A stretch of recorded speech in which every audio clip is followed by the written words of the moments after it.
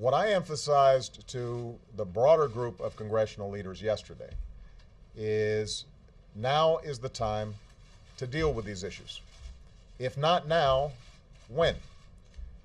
I've been hearing from my Republican friends for quite some time that it is a moral imperative for us to tackle our debt and our deficits in a serious way. I've been hearing from them that this is one of the things that's creating uncertainty and holding back investment on the part of the business community. And so what I've said to them is, let's go. And it is possible for us to construct a package that would be balanced, would share sacrifice, would involve both parties taking on their sacred cows, would involve some meaningful changes to Medicare, Social Security, and Medicaid that would preserve the integrity of the programs and keep our sacred trust with our seniors, but make sure those programs were there for not just this generation, but for the next generation. That it is possible for us to bring in revenues in a way that does not impede our current recovery, but is fair and balanced. I mean, it's not an option for us to just sit by and do nothing. And if you're a progressive who cares about the integrity of Social Security and Medicare and Medicaid and believes that it is part of what makes our country great that we look after our seniors and we look after the most vulnerable, then we have an obligation to make sure that we make those changes that are required to make it sustainable over the long term. I do not want, and I will not accept, a deal in which I am asked to do nothing.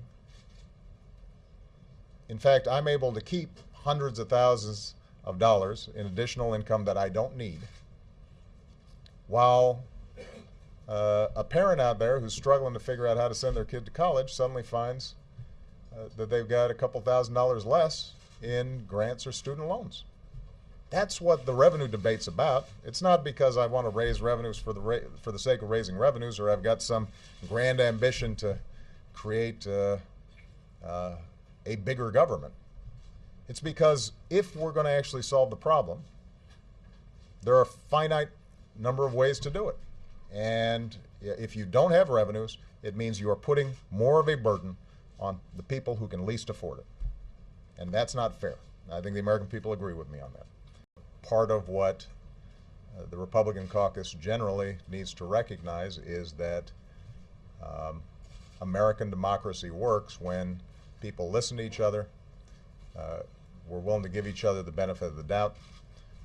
We assume the patriotism and good intentions of the other side, and we're willing to make some sensible compromises to solve big problems. This is the United States of America, and we don't manage our affairs in 3-month increments. We don't risk U.S. default on our obligations because we can't put politics aside. So I've been very clear to them. We're going to resolve this, and we're going to resolve this for a reasonable period of time, and we're going to resolve it in a serious way.